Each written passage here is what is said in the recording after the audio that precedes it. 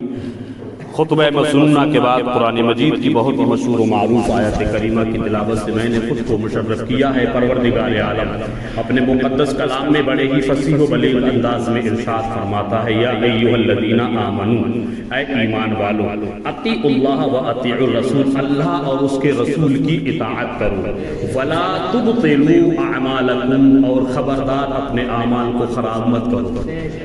قرآن مجید میں دیکھیں پیغمبر اعظم سید عالم صلی اللہ علیہ وسلم پر میرے رب کی جو آخری کتاب نازل ہوئی ہے، پیغمبر اعظم سید عالم صلی اللہ تعالی علیہ وسلم صحابہ کے مجمع میں صحابہ کرام رضوان اللہ تعالی علیہ اجمعین کی طرف مخاطب ہو کر کے ایک موقع پر خطاب فرماتے ہیں، ارشاد فرماتے، میرے صحابیوں، تم مجھ سے یہ وعدہ کرو ہم کبھی غیبت نہیں کریں گے۔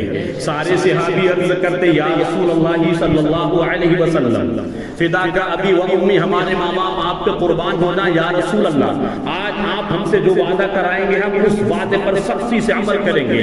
حضور فرماتے، تم وعدہ کرو ہم کبھی غیبت نہیں کریں گے۔ صحابی عرض کرتے، یا رسول اللہ، ہم کبھی غیبت نہیں کریں گے۔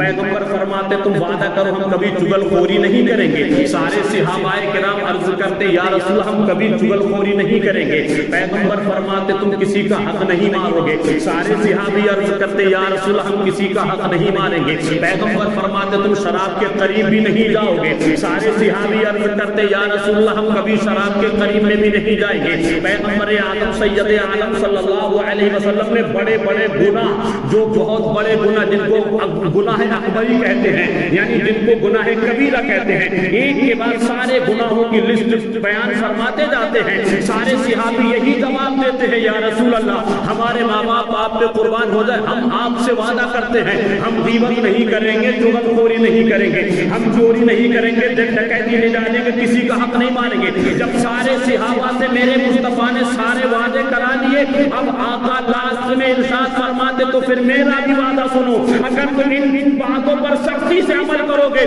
تو میں محمد یہ ضمانت دیتا ہوں، قیامت کے دن میں تمہیں جنت دلانے کا وعدہ کرتا ہوں۔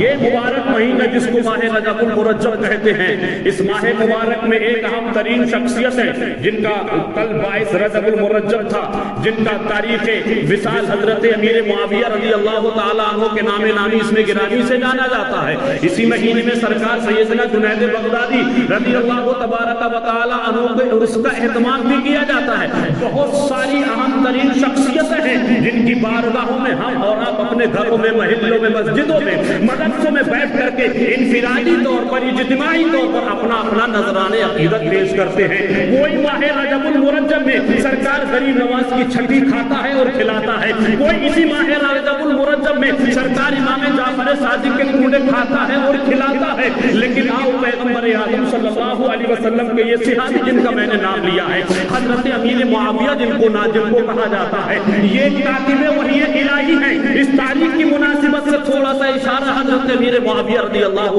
تبارک و تعالی عنہ کی طرف اشارہ کر کے گزر جانا چاہتا ہوں۔ آج ہیں کچھ خانقاہوں میں ایسے چور بیٹھے ہوئے جو صحابی رسول کی ذات پر انگلیاں اٹھاتے ہیں، جو صحابہ کو گالیاں دیتے ہیں، خاص کر کے حضرت امیر معاویہ رضی اللہ تبارک و تعالی عنہ کو وہ کان کھول کر کے سنے، پیغمبر کے جتنے صحابی ہیں وہ سارے کے سارے الحمدللہ جنتی ہیں، اور صرف وہ ہی جنتی نہیں جو ان کی پیروی کرے، جو ان کی تقلید کرے، جو ان سے محبت کرے، محبت کی برکت سے وہ بھی جنتی ہے۔ ایک نقطہ سمجھ میں آ جائے انشاءاللہ تعالی، حضرت ابو بکر کی الف سے لے کر، حضرت ابو بکر کی الف سے لے کر حضرت علی کی یہ تک، اور حروف تہجی بھی الف سے لے کے الف با تا سا جیم ہا قا دا، یہ تک ہے نا، 29 حروف ہے یہ ٹوٹل حروف تہجی، جن کو حروف مفردات بھی کہتے ہیں۔ یہ ٹوٹل کتنے ہیں؟ 29۔ اور میرے آقا کے تو صحابی نہ جانے کتنے ہیں، 1,24,000 کا وہ بیش صحابہ کرام ہے میرے آقا کے۔ مگر میں یہ دو باتوں میں اپنی بات مکمل کر دوں، حضرت ابو بکر کی الف سے لے کے حضرت علی کی یہ تک جتنے صحابی ہیں سارے کے سارے الحمدللہ جنتی ہیں۔ اب اگر کوئی کسی صحابی کو گالی دیتا سمجھ لو اس کے ایمان کا طوطا اڑ چکا، اس کا اسلام سے کوئی تعلق نہیں، اس کا اہل سنت والجماعت سے کوئی تعلق نہیں۔ یہی حضرت امیر معاویہ رضی اللہ تعالی عنہ اپنے بستر استراحت پر آرام فرما رہے ہیں، غنود کی یعنی نیند غالب آ گئی، آنکھ نہ کھلی، جب آنکھ کھلی تو نماز فجر کے وقت، نماز فجر کے ادا کرنے کا وقت جا چکا تھا۔ اب جیسے ہی آنکھ کھلی بیدار ہوئے، دیکھا سورج نکل رہا ہے، میری نماز فجر قضا ہو گئی، میری نماز فجر فوت ہو گئی، میری نماز فجر چھوٹ گئی، روئے گڑ گڑائے گری وزاری کی، مولا یہ کیا ہو گیا، آج میری نماز فجر چھوٹ گئی۔ اب جس دن حضرت امیر معاویہ کی پہلی بار نماز فجر چھوٹی، کھانا نہیں کھایا، پانی نہ کھایا، بلکہ اہل خانہ میں تشریف نہ لے گئے، جنگلوں میں چلے گئے، روتے رہے، گڑ گڑاتے رہے، گری وزاری کرتے رہے، مولا یہ کیا ہو گیا، آج مجھ پر پڑے پر پہاڑ ٹوٹ گئے، مجھ سے نماز کیسے چھوٹ گئی۔ اس چھوٹنے پر اتنا روئے کہ روایتوں میں آیا ہے کہ آپ کی داڑھی شریف کے بال بالکل تر ہو گئے تھے، آپ اپنے جسم پر جو کپڑے پہنے تھے وہ بھی آنسوؤں سے بھیگ چکے تھے، گری وزاری ہو رہی ہے، رونا ہو رہا ہے، گڑ گڑا رہے، مولا یہ کیا ہو گیا، میری نماز کیسے چھوٹ گئی ہے۔ پیغمبر کے صحابی کاتب وحی الہی حضرت امیر معاویہ نے نماز ظہر ادا کی، نماز ظہر ادا فرمانے کے بعد ساری نماز ادا کی۔ اب ادھر دوسرے سے اسی شام کو فرشتوں میں گفتگو ہو رہی ہے آپس میں، اور شیطان اس گفتگو کو سماعت کر رہا ہے۔ شیطان بہت بڑا مکار آدمی ہے، شیطان کی مثال تو قرآن مجید میں اس طرح سے دی ہے، کمثل الشیطان اذ قال للانسان اکفر، شیطان کی مثال ایسے جیسے وہ کسی انسان سے جب کفر کرا دے نا، چوری کرا دے، ڈکیتی کرا دے، زنا کرا دے، بدکاریاں کرا دے، بڑے سے بڑا پاپ کرا دے، شیطان کو قرآن مجید میں کیسے مثال دی، کمثل الشیطان اذ قال للانسان اکفر، یعنی شیطان کی مثال ایسے ہے جب وہ کسی انسان سے کفر کرا دیتا ہے نا تو پھر کہے لگاتا ہے، ہنسی اڑاتا ہے اس کی، پھر کہتا فلما کفرا، کفر تو نے کیا ہے، کفر تو نے کیا ہے، یعنی برا کام تو نے کیا ہے، فلما کفرا قال انی بریء منک، میں تو اس کام سے بری و ذمہ ہوں، کام تو نے کیا ہے، کفر تو نے کیا ہے، شرک تو نے کیا ہے، فلما کفرا قال انی بریء منک، کفر تو نے کیا، اس سے میں بری ہوں، انی اخاف اللہ رب العالمین، میں تو آج بھی اپنے رب سے ڈرتا ہوں۔ یہ شیطان کی چال دیکھے، قرآن مجید نے بہت فصیح و بلیغ انداز میں بیان فرمایا۔ اب وہ فرشتوں کی گفتگو ہو رہی ہے، ایک فرشتہ دوسرے سے فرشتہ کہہ رہا ہے تمہیں معلوم ہے آج اللہ تبارک و تعالی نے حضرت امیر معاویہ کی ایک وقت کی نماز قضا ہونے کی بنیاد پر ان کی نماز فجر قضا ہو گئی۔ اتنا روئے، اتنا گڑ گڑائے، اتنا گریوزاری کی کہ ان کے داڑھی شریف کے بال بھیگ گئے، ان کے کپڑے بھی بھیگ گئے۔ اللہ کو امیر معاویہ کی یہ ادا اتنی پسند آئی کہ اللہ نے ان کے گریوزاری کی وجہ سے ان کو 70 وقت کی نماز فجر کے ادا کرنے کا ثواب عطا فرما دیا۔ گفتگو شیطان نے سماعت کی، دوسری صبح کو حضرت امیر معاویہ کے گھر پہنچ گیا، صبح صادق سے پہلے، ابھی نماز فجر کا وقت بھی شروع نہیں ہوا ہے، دروازے پہ آواز دیتا اٹھیے جناب کہاں ہے، نماز فجر ادا کرنا ہے کہ نہیں کرنا ہے۔ شیطان نے کبھی کبھی قرآن بھی پڑھایا ہے، شیطان نے کبھی کبھی اچھی باتیں بھی بتائی ہیں، شیطان نے کبھی کبھی اچھی اچھی نصیحتیں بھی کی ہیں، لیکن اس نے اس کا اپنا کوئی نہ کوئی لالچ رہا، اس نے اس کا اپنا کوئی نہ کوئی مطلب ہی رہا، اور اسی مطلب کی غرض سے حضرت امیر معاویہ کے دروازے پر پہنچا، اور پہنچنے کے بعد کہتا جناب کہاں ہیں آپ، اٹھیے جلدی سے بیدار ہو جائیے، نماز فجر کا وقت نکلا جا رہا ہے۔ حضرت امیر معاویہ رضی اللہ تعالی عنہ جلدی سے اٹھے، کیونکہ ان کو فکر تھی کہ کل کی طرح کہ آج بھی میری نماز نہ چھوٹ جائے، کل کی طرح میری آج بھی نماز قضا نہ ہو جائے۔ جلدی سے اٹھے، اس بندے کو آدمی کو اندر بلایا، اور بلانے کے بعد بھائی ابھی تو نماز فجر کا وقت بھی نہیں ہوا، اس زمانے میں یہ الارم وغیرہ کا سسٹم گھڑیوں وڑیوں کا کوئی سسٹم ہی نہیں تھا۔ اللہ کی قدرت دیکھے، اللہ والے سورج کے نکلنے ڈوبنے سے نمازوں کے وقت کا انتخاب کر لیا کرتے تھے، وہ کہتے بھی تو نماز فجر کا وقت بھی نہیں ہوا ہے، ضرور تو مجھے مردود معلوم دکھتا ہے، ضرور تو مجھے ملعون دکھتا ہے، تو شیطان ہے۔ وہ کہتا ہاں میں شیطان ہوں، مردود ہوں، ملعون ہوں۔ وہ کہتے ہیں جب تو شیطان ہے تیرا تو کام نمازوں سے بھگانا ہے، تیرا نام میں نمازیں چھڑوانا ہے، تیرا کام تو آگ لگوانا، تیرا کام تو دنگے فساد کرانا، تیرا کام تو غیبت اور چغل خوری کرانا ہے، تیرا کام اچھے کام کرانا تھوڑی ہے۔ بھائی یہ بتا تم نے نماز کے لیے اٹھانے کی ذمہ داری کب سے لے لی، اچھے کام کب سے کرنے لگا؟ تب وہ کہتا بات دراصل یہ ہے کہ کل آپ کی نماز فجر چھوٹ گئی تھی، آپ اتنا روئے تھے، اتنا گریبانگاری کیے تھے، اللہ نے آپ کے اس رونے کی وجہ سے 70 وقت کی نمازوں کے فجر کے ادا کرنے کے وقت کا ثواب عطا فرما دیا ہے۔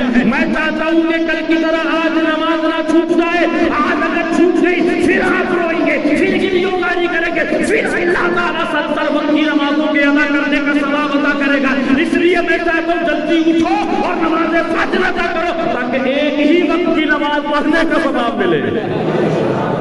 یہ شان ہے حضرت امیر معاویہ رضی اللہ تبارک و تعالی عنہ کی۔ وہ لوگ جو حضرت امیر معاویہ رضی اللہ تعالی عنہ کی شان میں گستاخیاں کرتے، وہ غور و فکر کرے وہ کون سی جماعت میں جا رہے ہیں، وہ کون سے زمرے میں جا رہے ہیں۔ اہل سنت والجماعت کا موقف تو یہ ہے کہ جس امام حسین سے یزید کی جنگ ہوئی ہے، ہم سنی اس یزید سے کبھی صلح نہیں کر سکتے، اور جس حسن نے امیر معاویہ سے صلح کر لی ہے، ہم اس امیر معاویہ سے کبھی جنگ نہیں کر سکتے۔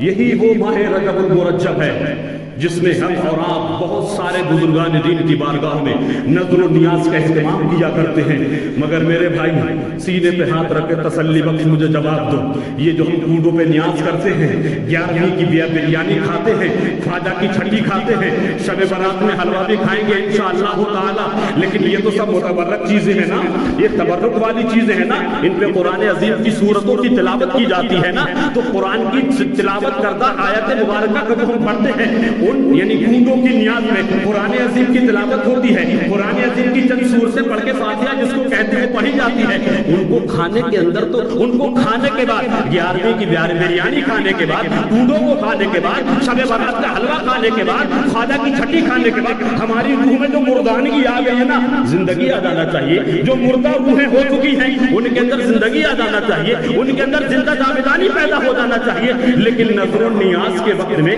کھانے پینے کے وقت میں ہمارے اندر زندگی پیدا ہو جاتی ہے۔ ایماندار سے بتائیے، امام جعفر صادق کی کوڈوں پہ نیاز ہم پڑھیں، امام جعفر صادق کے علاوہ سرکار ویسے کرنی کے نام کے حضرت کی فاتحہ ہم کرائیں، 11ویں والوں کی بریانی ہم کھائیں، خواجہ کی چھٹی ہم کھائیں، یعنی نظر و نیاز کا اہتمام ہم کریں، ایمانداری سے بتائیے نمازوں کا اہتمام کون کرے گا؟